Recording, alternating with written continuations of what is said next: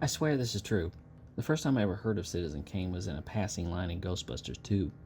And yeah, I know that is a strange way to be introduced to what is considered the greatest film ever made, but hey, get there any way you can. I was a teenager then, and when I finally got around to Orson Welles' stated masterwork, I wasn't exactly sure what I was looking at. Later I would find out that's the general reaction. This is a film that demands repeat viewings and deep analysis just to be able to really get into what it's trying to do. Well, that doesn't mean it's a chore to sit through. Actually, it's a treat to sit through, but to understand the mystery of what Welles was trying to do, you have to look deeper. So at the center, there is a question.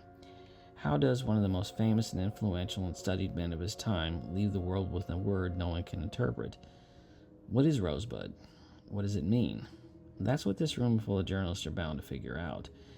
And through interviews, we get a picture of Charles Foster Kane, a millionaire press lord who stood astride the world, owned most of it, reported on all of it, knew everyone, built an army of loyalists, and destroyed every personal relationship, leaving him wandering around his vast Florida mansion a broken and lonely old man. Wells' great construction was to move past the narrative that goes in a straight line. Instead, it's cyclical.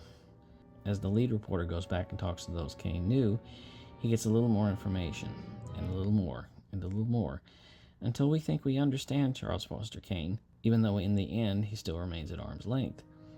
We are privy, in the end, to the answer that the reporter doesn't get, but even still, it may be the greatest troll ending of all time. Wells himself called it a tawdry device. This is a film that is a treat to unlock, even if it turns out to be a bottomless pit. You always notice something new, something you didn't see before, some foretelling object in the background. The film is ultimately about the mystery of human identity. How well do we really know a person? How well can we really know a person? What is the mystery of human memory? Personally, I always carry away that story from Mr. Bernstein about the girl with the parasol. Why does he remember that girl? Why does he remember a girl he glimpsed only for a second? Why do we remember some things while others fade away? It's that deep mystery of life, a question raised but never answered.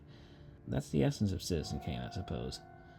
Deep questions without answers, only layers upon layers. A puzzle never finished. For Armchair Cinema, I'm Jerry Dean Roberts, and these are the movies that matter.